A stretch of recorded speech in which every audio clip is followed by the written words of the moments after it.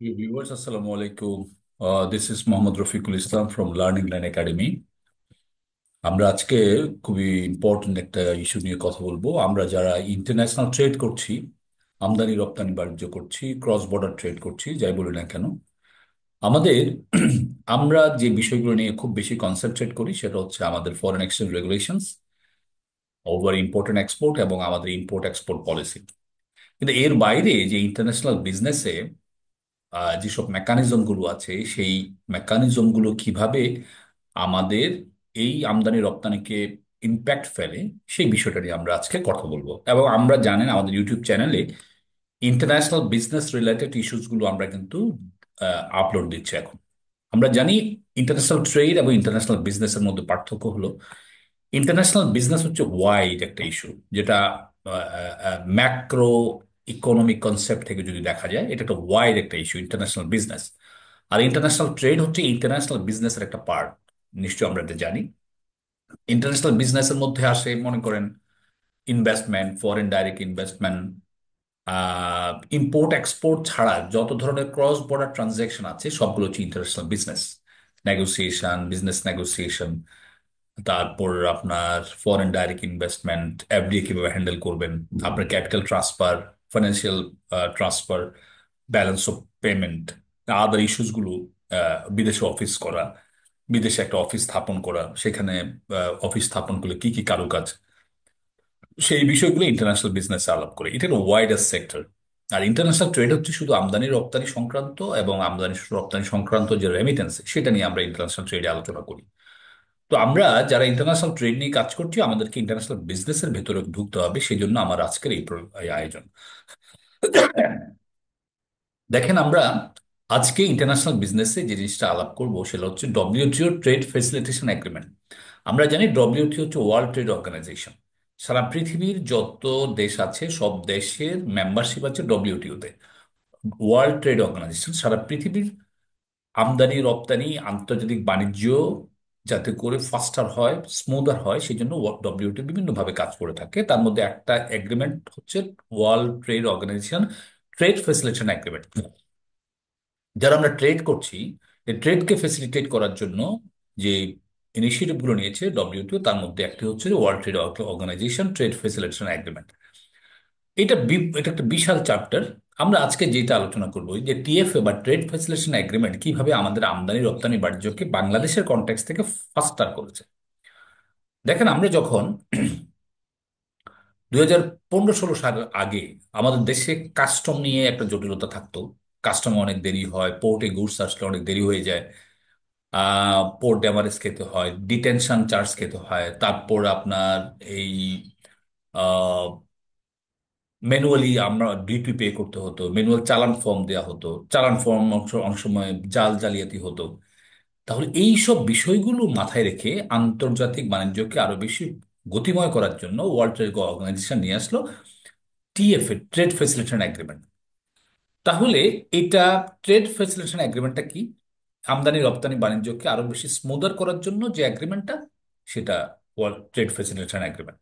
156টা দেশ, বাংলাদেশ সহ, এটা সিগনেটরি। অর্থাৎ সবাই এই এগ্রিমেন্টের সাথে অ্যালাইন।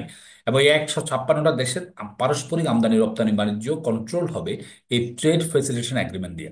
আপনি যদি এটাতে সই করেন, তাহলে আপনি কি কি কাজ করতে হবে সেটা কিন্তু সেখানে বলা আছে। আপনার বর্ডার ইজি করতে হবে, আপনার ট্রেড ফেসিলিটেশন ইজি করতে হবে, আপনার কাস্টম প্রসিডিওর অনেক ইজি করতে হবে, পোর্ট প্রসিডিওর অনেক ইজি করতে হবে, আপনার ডিউটি ক্যালকুলেশন ইজি করতে হবে, ডিউটি পেমেন্টটা ইজি করতে হবে, যাতে করে আমার দেশের জটিলতার কারণে পৃথিবীর অন্য কোনো দেশ বাংলাদেশের সাথে ট্রেড করতে কোনো অসুবিধা না হয়।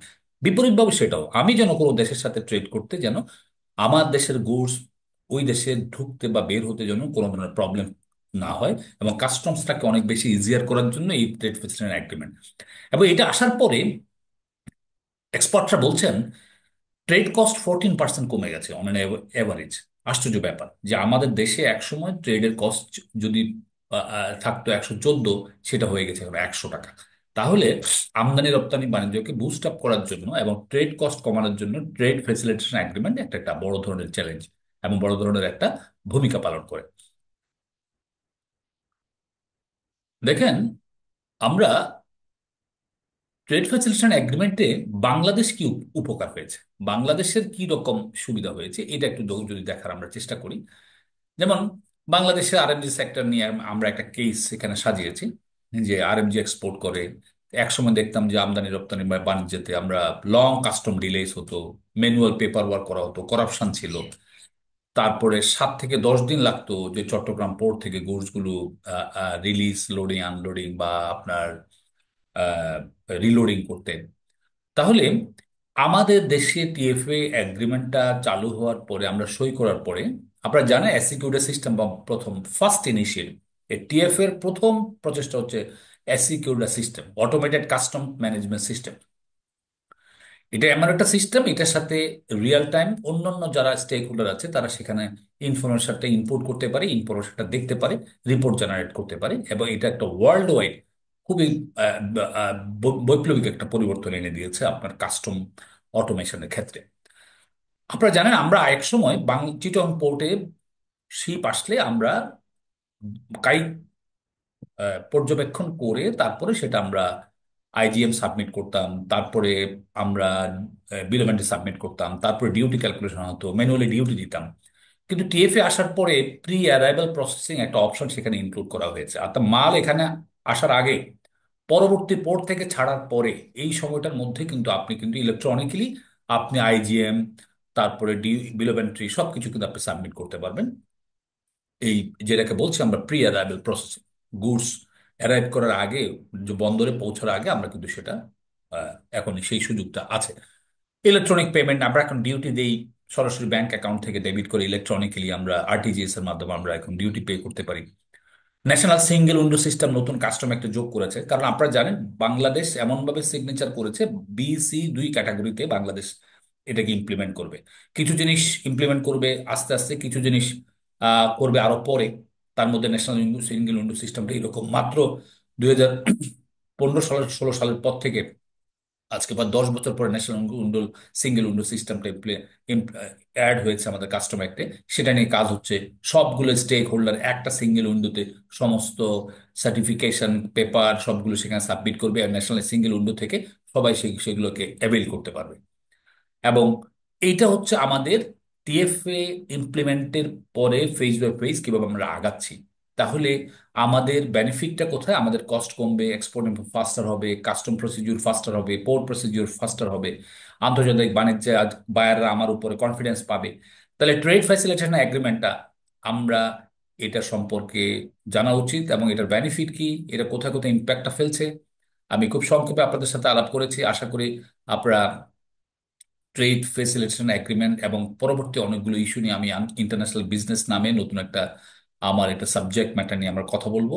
তো আশা করি আপনারা ইউটিউব চ্যানেলে, আমাদের learning line academy YouTube channel subscribe করে রাখবেন এবং দেখতে থাকুন। আমরা এক একের পর এক আমাদের ইন্টারন্যাশনাল বিজনেস, ইন্টারন্যাশনাল ট্রেড নিয়ে বিভিন্ন ইস্যু নিয়ে আমরা কথা বলি, এবং খুব সংক্ষেপে, যাতে করে আপনারা জিনিসটা খুব অল্প সময়ে ডিপার ওয়েতে বুঝতে পারেন, সেই প্রচেষ্টা আমরা নিয়ে এগিয়ে যাচ্ছি। তো আজকে ভালো থাকবেন সবাই। অন্য কোনো ভিডিওতে আবার দেখা হবে ইনশাল্লাহ। পরে আবার কথা হবে ইনশাল্লাহ। সালামু আলাইকুম।